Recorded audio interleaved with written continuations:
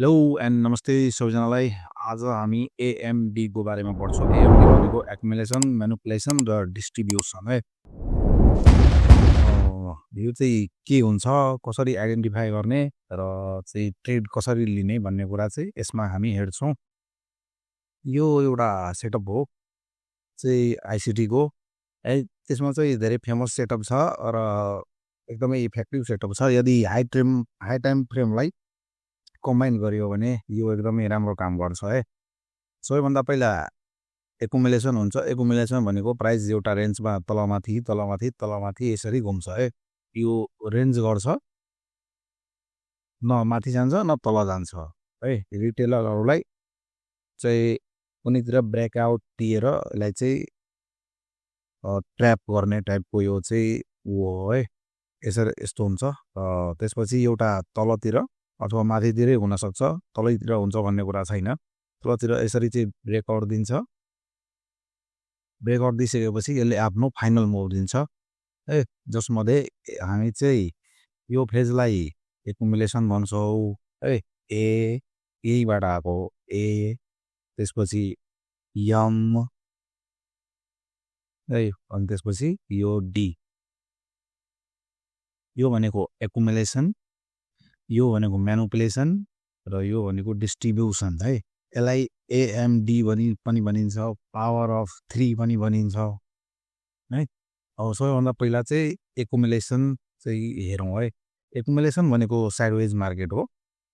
कुनै पनि एकै ठाउँमा, जस्तै तपाईँले धेरै ठाउँमा हेर्नुहुन्छ मार्केटमा, एकै ठाउँमा यसरी मार्केट तलमाथि तलमाथि तलमाथि त्यही रेन्जभित्र तलमाथि तलमाथि तलमाथि तलमाथि यसरी हिँड्छ।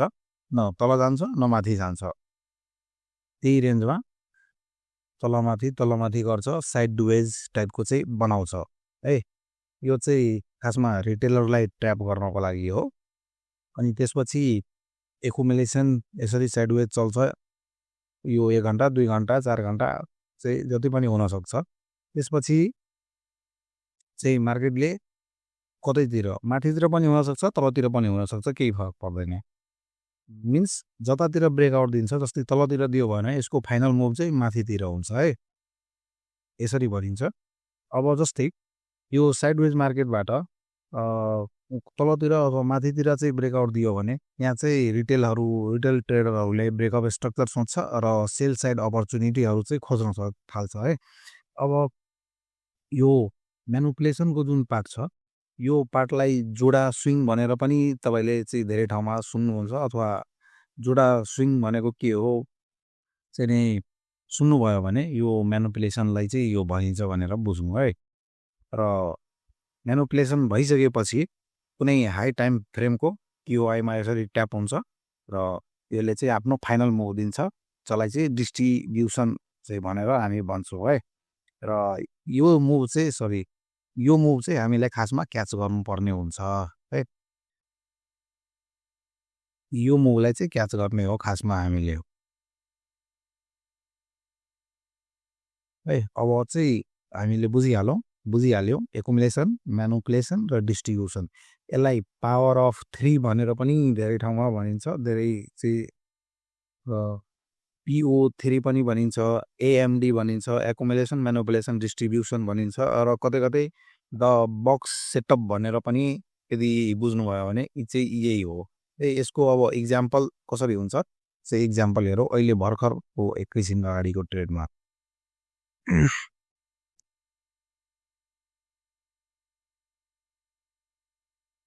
यो हेर्नु, यहाँ चाहिँ मार्केटले रेन्ज गरिरहेको थियो, रेन्ज गर्यो तलतिर डाउन चाहिँ यसले आफ्नो मुभ दियो। अब रिटेलरहरूले के सोच्छ, रिटेल ट्रेडरहरूले भन्दाखेरि डाउनतिर चाहिँ ब्रेकआउट दिएछ, अब डाउनतिर चाहिँ जान्छ भनेर चाहिँ सुन्छ। तर यहाँ चाहिँ एउटा breaker block sorry rejection block भनौँ, रिजेक्सन ब्लकबाट ट्याप भएर यो चाहिँ माथि गएको छ है। अब अर्को चाहिँ इक्जाम्पल एउटा हेरौँ।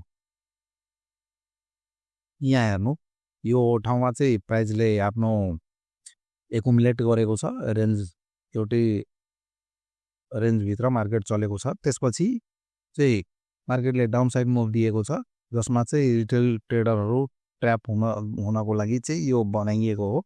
यसरी चाहिँ डाउन साइड मुभ दिन्छ, ब्रेक गर्छ, त्यसपछि चाहिँ रिटेल ट्रेडरहरूले अब डाउन साइड जान्छ। डाउन साइड चाहिँ हामीले सोच्नुपर्छ अथवा डाउन साइडको सेटअपहरू खोज्नुपर्छ भनेर चाहिँ गर्छन्। तर यहाँ हाई टाइम फ्रेमको पिओआईमा ट्याप अनि त्यसपछि माथि है। यो भनेको पावर अफ 3 एकुमुलेसन, म्यानुपुलेसन र डिस्ट्रिब्युसन हो।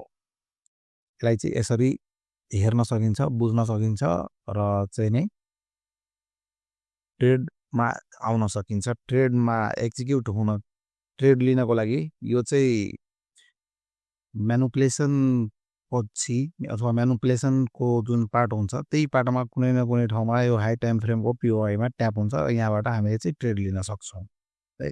यसरी चाहिँ हामी यो आइडेन्टिफाई गरेर चाहिँ ट्रेड लिन सक्छौँ र ट्रेड गर्न सक्छौँ। यो भर्खरै गोल्डमा अहिले भएको पनि त्यही हो है। आजको भिडियोमा हामीले बुझेको कुरा चाहिँ कस्तो लाग्यो, बुझ्नुभएको छैन भने कमेन्ट गर्नु होला। बुझ्नुभयो, राम्रो लाग्यो भने लाइक र सब्स्क्राइब गर्नु होला च्यानललाई। यदि ट्रेडिङसँग रिलेटेड कुराहरू सिक्नु छ, गर्नु छ, बुझ्नु छ भने चाहिँ मेरो टेलिग्रामको लिङ्क डिस्क्रिप्सनमा छ, मेसेज गर्नु होला। हस् त, धन्यवाद, भेटौँला अर्को भिडियोमा।